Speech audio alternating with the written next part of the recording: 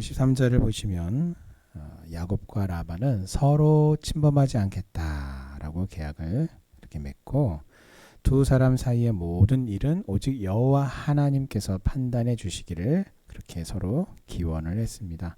자, 왜냐하면 사람은 모든 판단을 공정하게 공평하게 내릴 수 없다라는 것을 지금 서로가 인정한 것이에요. 왜 그렇습니까?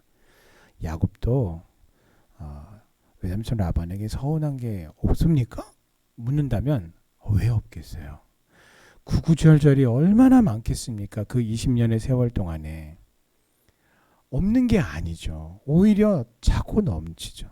자, 또 그렇다면 라반에게 야곱에게 불만이 없으십니까? 묻는다면 사실 야곱에게 그렇게 뭔가 불만이 많다면 라반은 아무 말이 없어야 돼요. 그렇잖아요.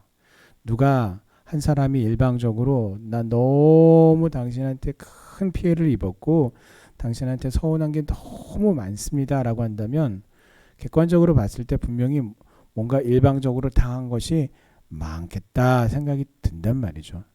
또 근데 그럼에도 불구하고 라반 역시 할 말이 없어야 되는데 당신은 야곱에게 불만이 없으니까 물었을 때 놀랍게도 라반 역시 아이고 말도 마십시오 라고 하면서 야곱을 향해서 뭔가 서운한 것들 불만들 어떤 마음에 쌓인 것들을 풀어낼 거란 말이에요. 자, 오늘 이 야곱도 라반도 서로를 향해서 무엇인가 불만족스럽고 또 불평할 만하고 그래서 그것이 해결되지 않음으로써 뭔가 오늘 이 둘이 지금 계약을 맺고 있는 것처럼 이 지금 지점을 넘어가서 서로를 해하는 그런 경우들이 얼마든지 일어날 수 있다는 것이죠. 왜요?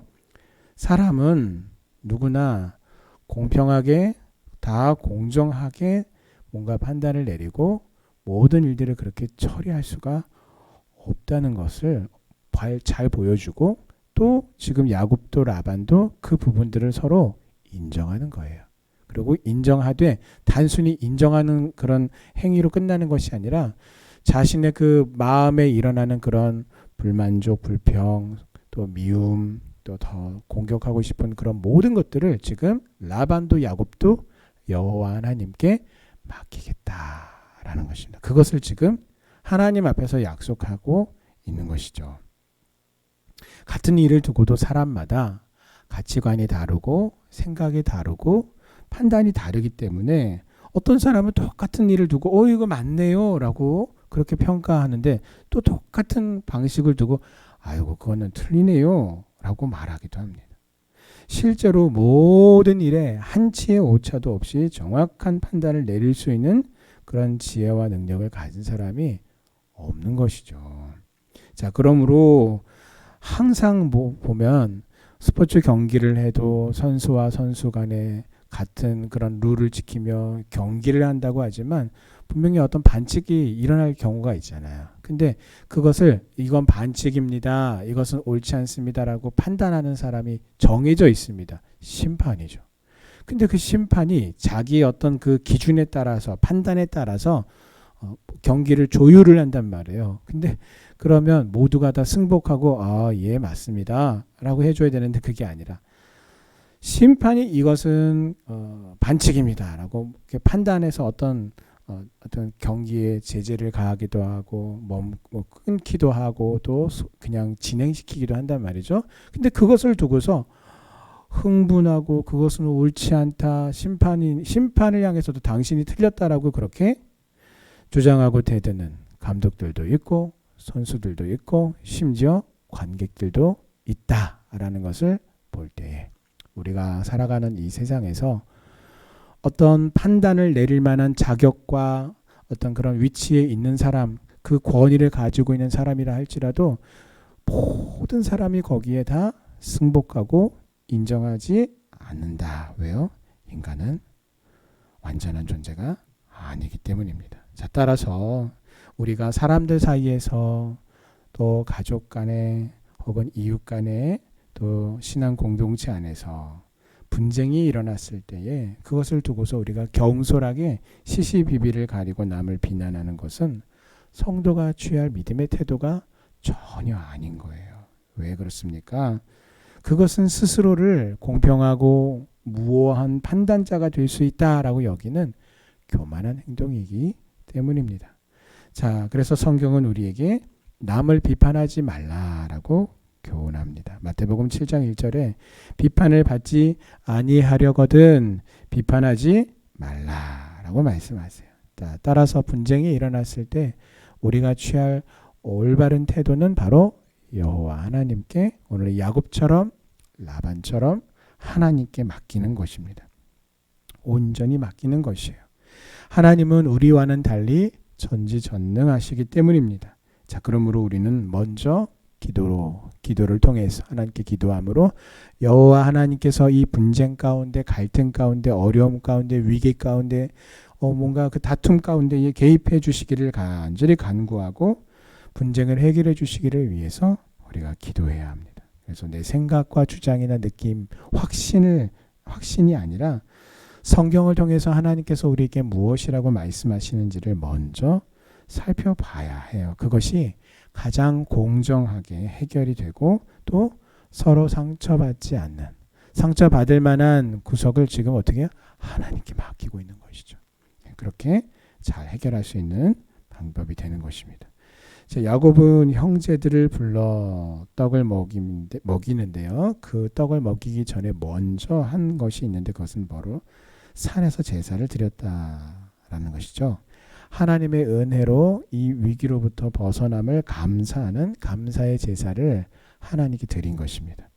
자, 위기와 위험으로부터 벗어난 후 가장 먼저 하나님께 감사를 드렸는데, 그러니 하나님께서 어찌 야곱을 기뻐하지 않으시겠어요? 이처럼 우리가 어려운 중에, 고난 중에 그 은혜로 말미암아 극복하고 나로 하여금 승리케 하셨을 때에 그 모든 감사와 찬양과 영광을 하나님께 올려드릴 때에 더 큰 축복을 또 그것이 불러온단 말이에요. 왜요? 하나님께서 나를 기뻐하시기 때문이죠.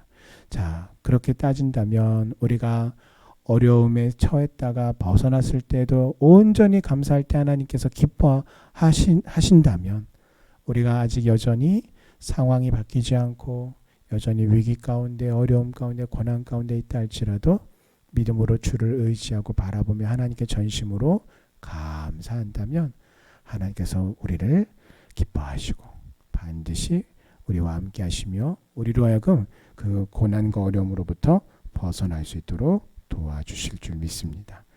자, 우리가 성도로 부름을 받고 구원을 받은 것은 우리의 덕이나 우리가 어떤 그런 지분이 전혀 없죠. 전무해요. 오직 전적인 하나님의 은혜로 말미암아 구원을 받은 것이죠.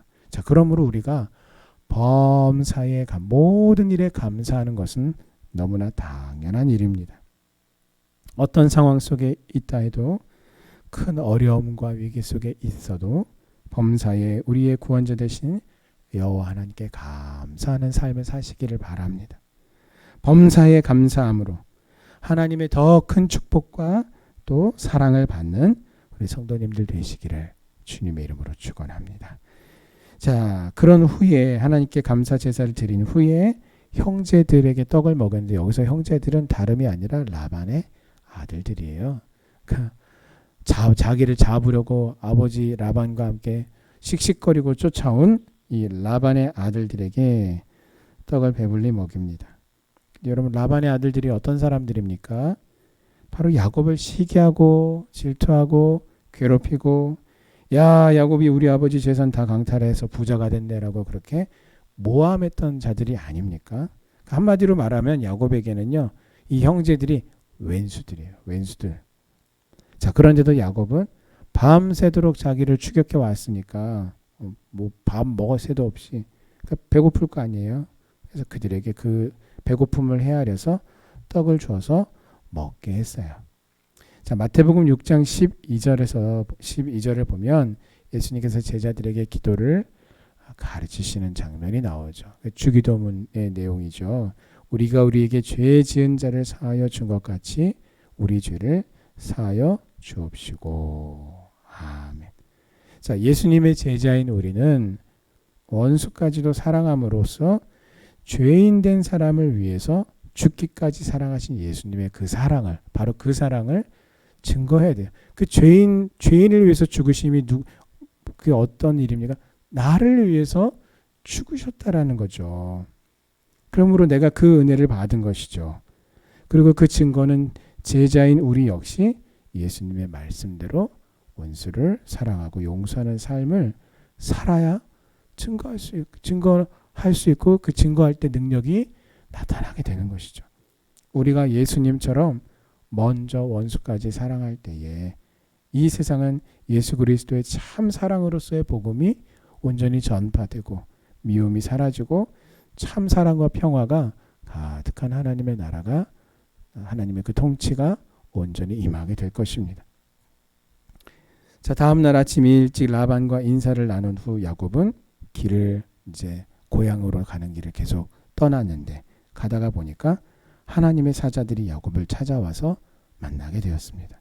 그 야곱은 아버지가 계신 고향, 하나님의 약속이 있는 그 축복의 땅을 향해서 가던 중이었는데, 이 사건은 20년 전에 야곱이 하란을 향해서 오던 중에, 집에서 도망치던 중에 사닥다리를 오르락 내리락 하던 하나님의 사자를 보았던 그 사건을 연상케 하는 사건이었어요.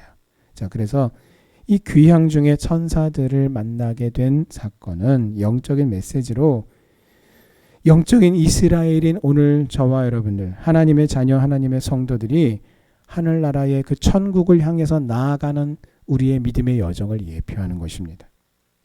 야곱의 귀향길에 천사들이 나타난 것은 성도들이 이 세상에서 믿음의 그 길, 순례의 길을 다 마치고 성도의 본향이자 참 아버지이신 하나님 아버지께서 계신 그 천국으로 우리가 돌아가게 될 때에 천사들이 오랜 순례의 여정을 마치고 돌아오는 그 성도들을 위로하며 무사히 하나님 나라에 들어오게 된 것을 축하하기 위해서 환영 나오는 것을 보여주는 사건이에요. 또 하나님은 자기 백성을 결코 홀로 두지 않고 항상 지켜주십니다. 다윗의 믿음의 고백과 같이 사망의 음침한 골짜기를 다닐지라도 나의 목자 되신 여호와 하나님께서 나를 지키시고 그 막대기와 지팡이로 나를 인도하시고 보호하시고 지켜주심을 믿는 그 믿음 속에 하나님이 우리와 함께 하십니다.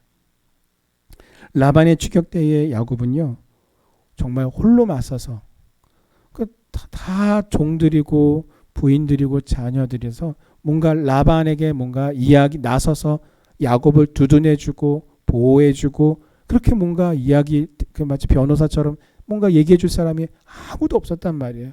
그 라반을 누가 오롯이 마주해야 했습니까? 야곱 자신이었어요. 물론 하나님께서 그를 지켜주시고 함께 하셨어요. 그것을 믿고 그 라반을 상대하는 것은 오롯이 야곱의 몫이었단 말이에요. 자, 그러나 오늘 하나님께서 32장 1절과 2절 말씀을 통해서 아이고, 야, 나 혼자 정말 고생했네. 야, 이거 정말 가슴이 벌렁벌렁거려서 아이고, 여러분 그렇게 얼마든지 생각할 수 있잖아요. 그런데 그런 생각이 틀렸다라는 것을 하나님께서 오늘 이 1절과 2절을 통해서 보여주시는 하나님의 역사예요. 야곱은 홀로가 아니라는 것이에요. 여호와 하나님께서 함께 하시고 한두 명이 아니라 군대라고 일컬어질 만큼 수많은 하나님의 사자가 야곱과 함께 했다라는 것을 하나님이 보여주시고 깨닫게 하신 것입니다. 이 세상의 악한 세력이 그 주는 시련으로 인해서 우리가 두렵고 외롭고 아이고 나만 혼자다라고 생각하며 낙심하고 계시지는 않습니까? 그러나 두려워하지 마십시오. 성도는 결코 홀로가 아니에요. 혼자가 아니에요. 하나님께서 이미 우리를 하나님의 자녀로 택하실 때부터 천군 천사들을 하나님께서 보내셔서 우리를 지키시고 보호하고 계십니다. 오늘 이 말씀을 통해서 임마누엘, 나와 함께 하시는 임마누엘의 하나님, 또 그 군대를 보내셔서 나를 지키시고 보호하시는 마하나임으로 일컫는 하나님이 보내신 천군 천사가 함께함을 믿고 믿음으로 행하며 믿음으로 승리하는 우리 성도님들 되시기를 주님의 이름으로 축원합니다. 아멘.